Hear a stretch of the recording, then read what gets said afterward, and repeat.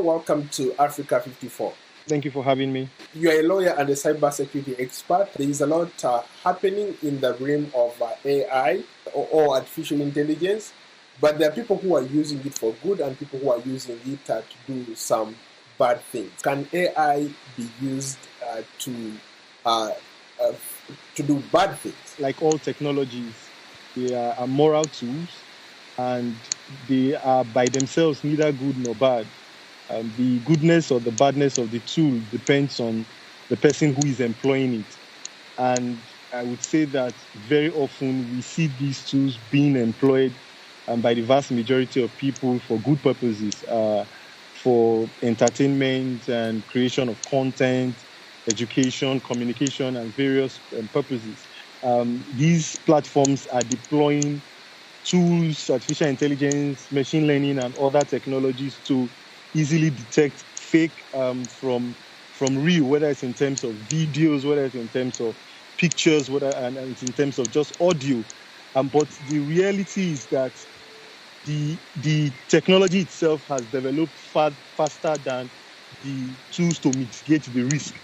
But regardless of that risk, for safety and for sanity in society, there will definitely have to be legislation that addresses issues of misinformation. You brought up a very good point, especially when it comes to legislation.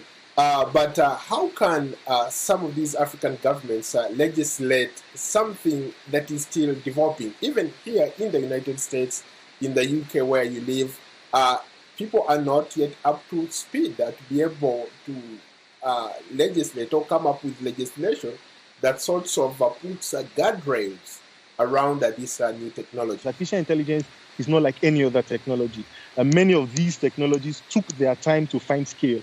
But with artificial intelligence, we saw a company, OpenAI, launch a product.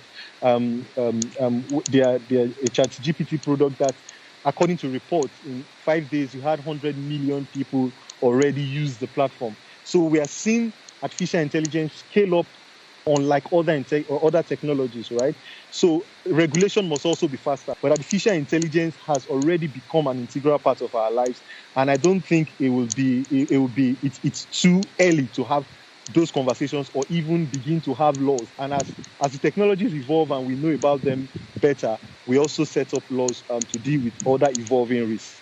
Can this AI, this new revolution, be used for good? The vast majority of users of artificial intelligence and the associated technologies and other emerging technologies are using them for good, for improvement of their day-to-day living. Yeah, but we have some actors who deploy them for evil, but we also need to have those conversations because the evil that they can be deployed for also can find scale. And that scale can wipe away whatever good we are doing, actually. Like we have seen in many societies or states where technologies have been deployed maybe for election interference or disinformation, like we saw at critical times maybe during the pandemic. What are the pros of AI and what are the cons of AI? Artificial intelligence in Africa, which is the region where I'm from, will greatly help us to leapfrog many challenges that we face. I'll give you a practical example. For many years, we struggled in most states in Africa in financial inclusion. We struggled in having people banked. A lot of people were either unbanked or underbanked. Thanks to mobile technology, we had M-Pesa, Safaricom, and came up with these mobile money systems that helped to leapfrog the need for physical infrastructure of banks. We will see the same thing happen with AI, where in Africa, for example, in Nigeria, we have between 10 and 20 million out of school children. It's a dilemma as to how we're going to educate these children. We can use artificial intelligence to solve many of these problems. We would also have to be prepared for the fact that people will use artificial intelligence to defame others. We see people use artificial intelligence to spread disinformation and misinformation. We see people use these technologies to defraud, which is also already a major challenge in many jurisdictions in Africa, and where the rate of poverty is high. So you have people using poverty as an excuse for cyber fraud.